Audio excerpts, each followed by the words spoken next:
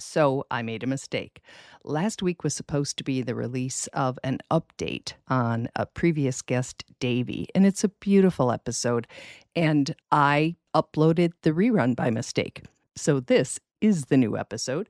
It's 25 minutes long, and I really encourage you to listen to it because it's a beautiful story. My apologies to Davey and to you.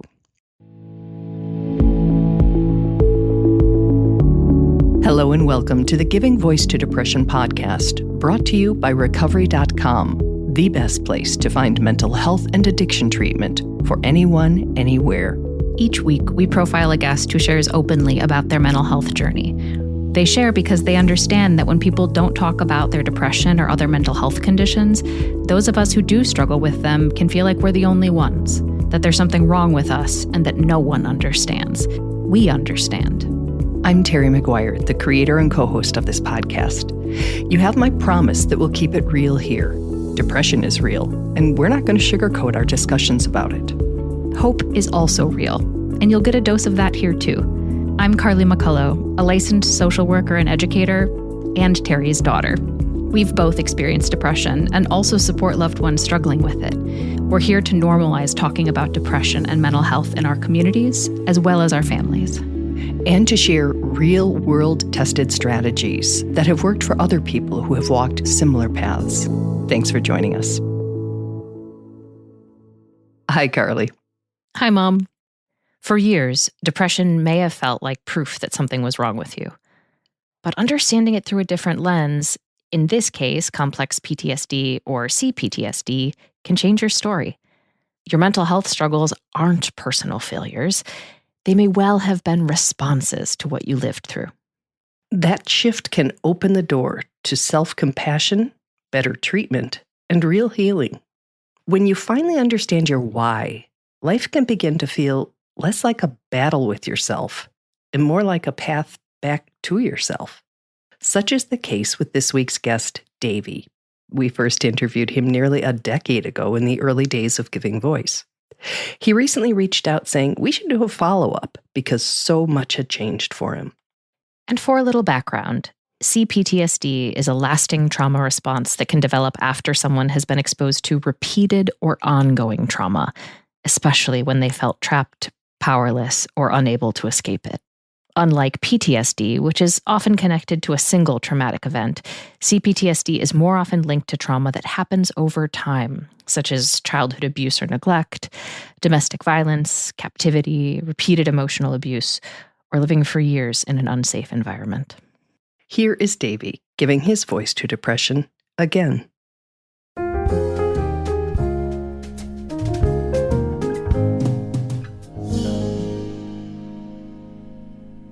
So talk to me. You reached out to do a follow-up, and I'm curious as to why. What's going on?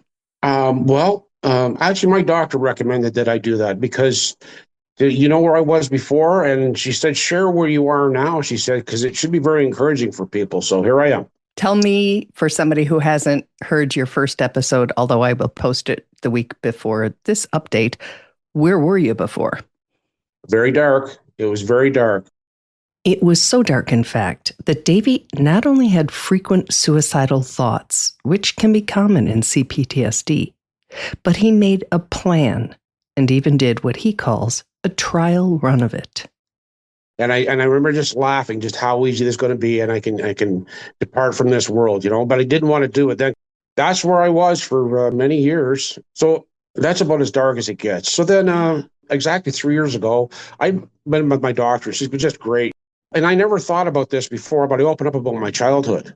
And that appointment was about 8 minutes in, and she took a piece of paper and wrote, you have this. And she wrote CPTSD on it.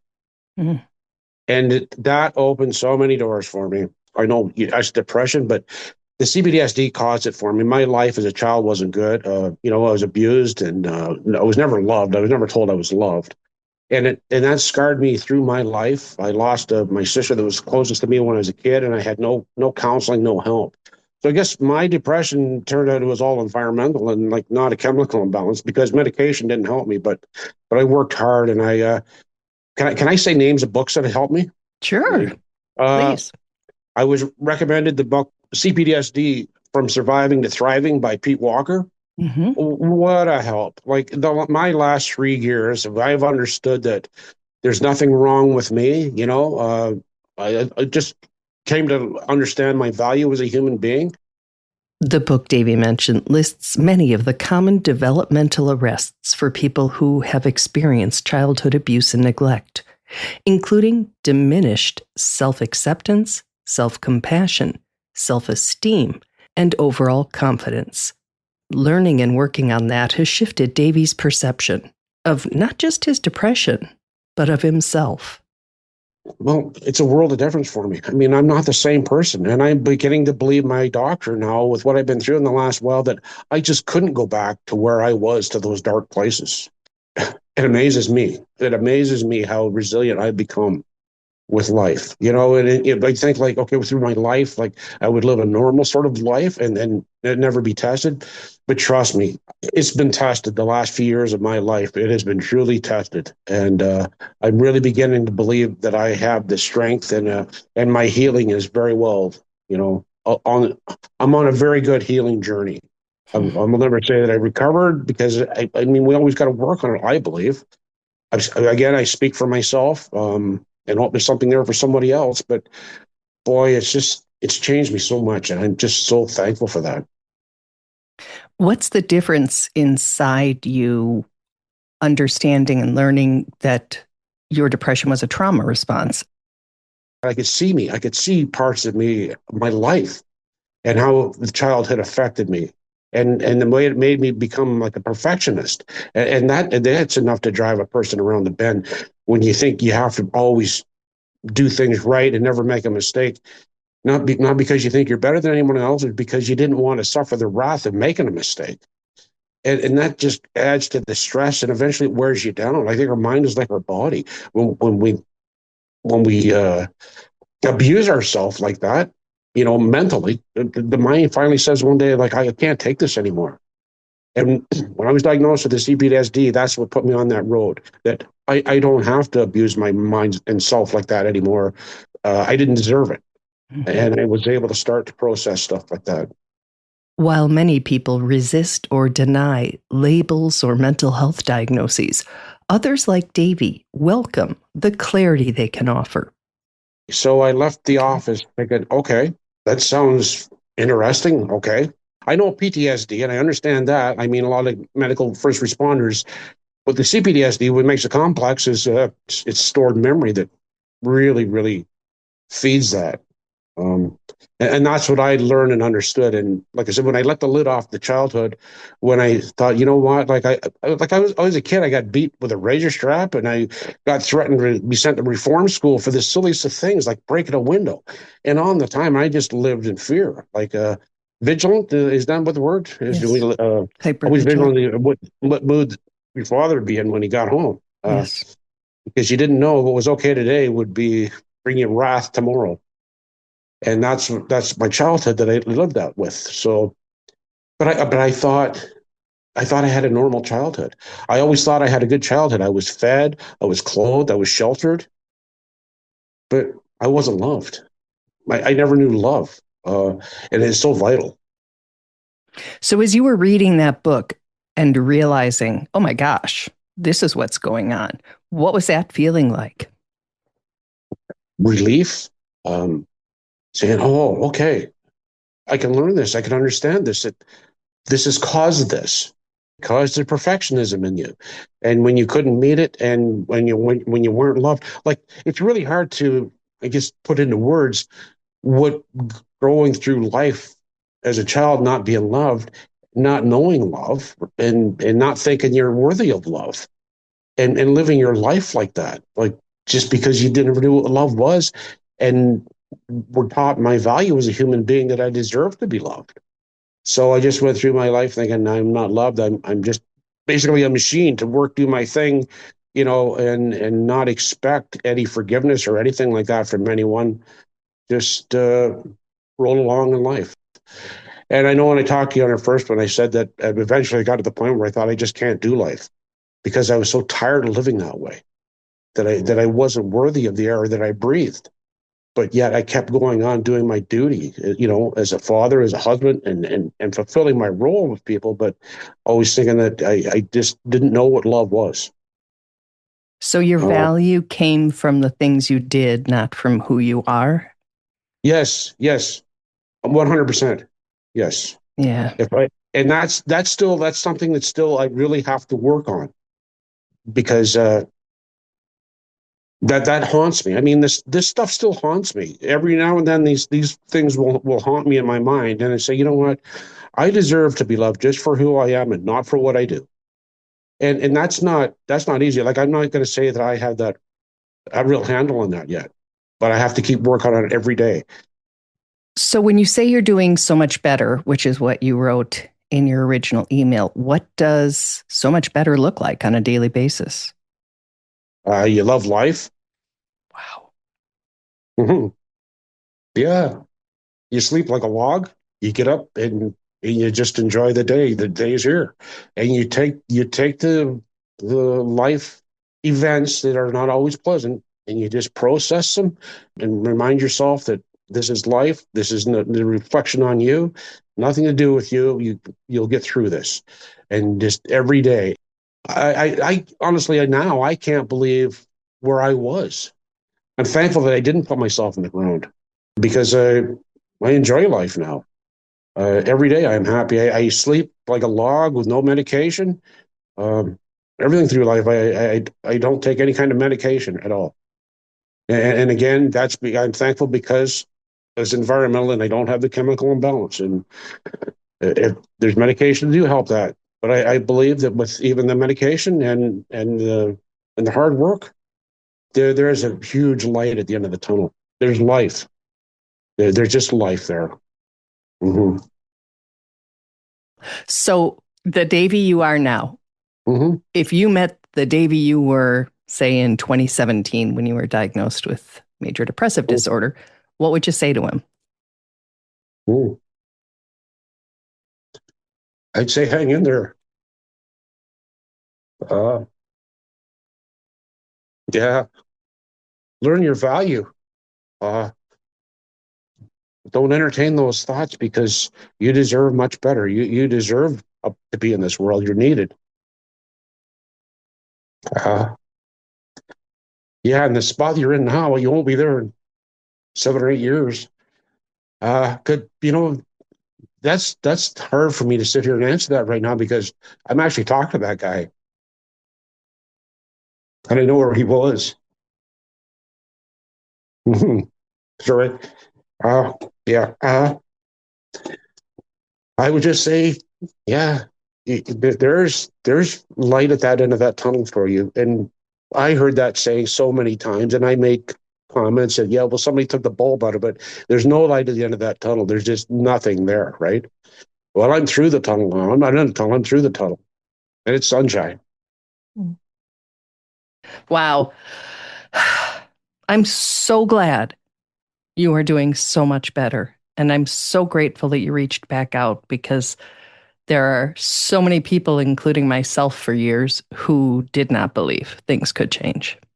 Mm-hmm. And there are so many different ways things can change. And you're showing another one. As human beings, like, we have to know that, right? We have to understand that we're lovable and we should be loved. And because we never knew it and knew what love was, like, that's not our fault. But our duty now is to learn and understand that we are a lovable creature. Yeah. It's so good for the mental health when you start to look at that and know what you won't accept or tolerate in your life. The people you won't accept or tolerate in your life anymore, because they're toxic. They're simply toxic. And I think a lot of them knew where you were and liked to hold you in that position and do their part the best they could to keep you there. And when they see you start to rise and shine, well, they don't want to be in your life, but that's great, because you didn't want them in your life. You realize that before they did. So you move on. Yeah. I mean, you have to say goodbye to some people you never thought you ever could do that to, but you have to do it. Because there's other better people waiting for you out there, right? Yep. And I'm totally speaking from myself, okay? Always. Where I was and where I am.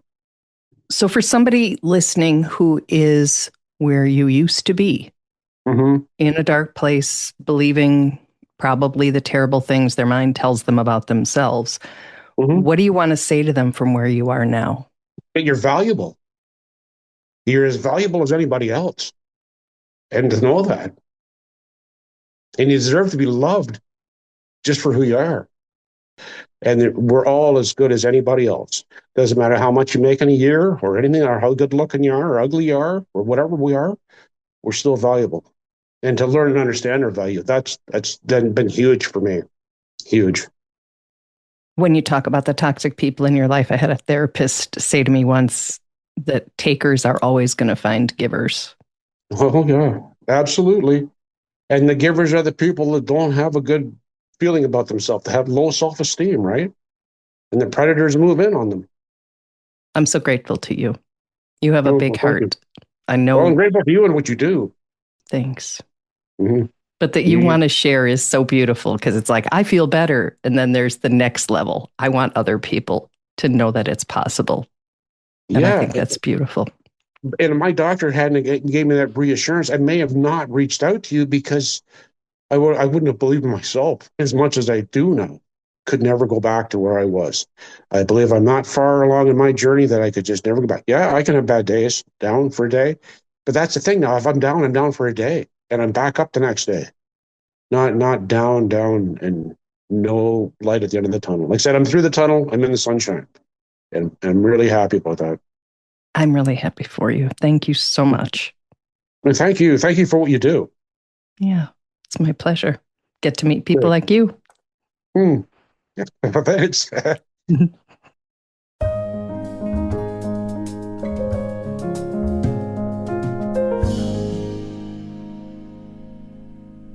Wow. Really special to have such a clear example of someone who found a light at the end of the tunnel. Nobody took the light bulb after all, and just how beautiful that he thought to reach out and share his progress with us. And everyone's path to healing is so different.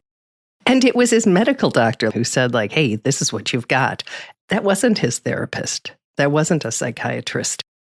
I have seen an uptick in mental health related intake forms, even at my own doctor, asking, how often I'm feeling down and those sorts of things, because of how interrelated our bodies are, right? Mental health and physical health. It's not as if our brain is separate from our body, and all the systems have to do with one another. So I'm very grateful to all the medical doctors out there who understand and are thinking holistically about health, including mental health. I also think there's less stigma. And for people who are like, I'm crazy, I don't need to see a therapist, you have to go to a doctor. So when you're at your doctor, maybe mention you're not sleeping or whatever the symptoms of your depression are, because it was, in fact, my primary care physician also who diagnosed me and got me on meds, which got me out of the horrible depression that led to this podcast. Thanks for sharing that. It's another example of how many ways people find their way to diagnoses and labels that support them in getting better. And I think that it is clear that for Davey, having a name for CPTSD was really supportive in his ability to recover, was instrumental in his ability to experience life differently. And a lot of people can feel pathologized by them. So again, folks' journeys are unique. And I think that is one of the coolest things about what you do, Mom, is highlight so many stories of people's different experiences, because there isn't one right way. Oh, I have to say, so totally coincidentally, I am doing an interview next week on CPTSD for the other podcast I host, which is called Recoverable. So if you, listener, are on the Giving Voice to Depression Facebook page, you will find it there. I will post it when it comes out. And if you're not, keep an eye on Recoverable, which you can find on YouTube if you want to watch it, or any of the podcast players if you just want to listen and learn more about CPTSD. PTSD is a diagnosis that really came around after the Vietnam War to help explain what some of the returning vets were experiencing. And CPTSD is something that folks are using a lot more often now for a wide range of reasons. One of them being that the type of pain that is caused by societal conditions. So poverty, racism, sexism, abuse, homophobia. CPTSD is in many ways a natural consequence of some of those realities that people are experiencing. So the P in PTSD stands for post, as if all the damage happened in the past. And there is broader acknowledgement now that for a lot of people, there isn't a post to the trauma unless we really change some of the things that are making life feel unbearable for so many people. One of the things that I wanted to point out from Davey's story, because it is a hard time to be alive, is that Davey had frequent suicidal thoughts and he lived with those. And he made a plan and did a trial run. That's actually how he started the interview. Wow. When I said, "So where were you?" That was the first story he told. And I was like, "Oh, I'm leaving all the details out, but I will say that about it." Yeah. I did want to share something because suicidality is so freaking scary. And when people hear that someone has thought about ending their life or wished that they weren't here anymore or has suicidal ideation, it totally understandably creates a huge panic in the person who's finding out. Yes. There's some data from 2024 that spoke to 14.4 million people in the US reporting serious ideation during that year. It's a huge number. And of those, 32% made a plan. So that's less than 1/3. So that means that if 100 people had serious suicidal thoughts, that 68 of those 100 stopped there. And so I think a lot of people associate suicidality with imminent risk. And for some folks, it's really important for their mental health journey to be able to share that they're having suicidal thoughts. And so it is necessary that we get better at talking about suicide and suicidal ideation and letting people share their hopelessness with us at that point, so that we can actually help folks stay safe. The more that people can talk to us and the less stigma there is around sharing ideation, the easier it actually is to help that person get help and to support them in having it stop there. Because as Davey himself said, hang in there, learn your value, don't entertain those thoughts because you deserve much better. You deserve to be in this world. You're needed. And when you talk about needing to be a safe space for people to share that they have thoughts of suicide, and remember, there's the passive suicidal ideation, which is the end of just like, I'm just done. I just wish I wouldn't wake up, which is entirely different. Also still on the spectrum. But Davey called back after the interview to say that he'd gotten a semicolon tattoo, and a semicolon is a symbol of suicide prevention because it lets you know that while the person who has the tattoo could have ended their story with a period or an exclamation point, they have used a semicolon to continue after that pause. And he got it because he wanted people to know that he, in fact, is a safe space and that they could talk to him. I know. It takes all of us. It takes all of us. It takes family members. It takes neighbors. It takes friends. It takes partners. It takes therapists and psychologists and psychiatrists. And it takes primary care doctors. And it takes people who are marking their body in permanent ways, saying that I'm a safe person to talk to this about. It requires school counselors. It requires all of us in order to keep each other safe. And I think that Davey's story is just a beautiful testimony to what's possible. And we know that his story is not going to be everyone's story, but he is telling his truth. And so whether that lines up with your own journey or not, or the journey of your loved one, multiple things can be true at the same time. And Davey's truth is that he's in a much better place now. And we're just so glad he thought to share that with us again. It was great. It's a rare day that we have a former guest call back and say like, hey, especially my doctor said we should do a follow-up. And I just love the image of that conversation, right?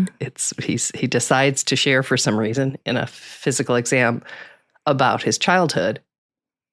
The doctor diagnoses him with CPTSD and then says, hey, you should call that woman you talked to on the podcast a decade ago. Very cool. Glad we're still here to hear his story. Glad he's still here to tell it. I'm glad you're here to listen. Thanks, babe. I meant the listeners.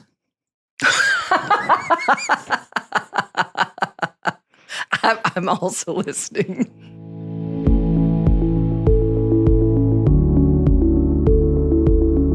We really hope that this discussion helps give some language or context to your own depression or ideas for how to support someone else in your life living with it. We invite you to check out the hundreds of episodes in our archive and to explore both the Resource Hub and treatment options on recovery.com. Depression is too dark a road to walk alone. We'll be back next week.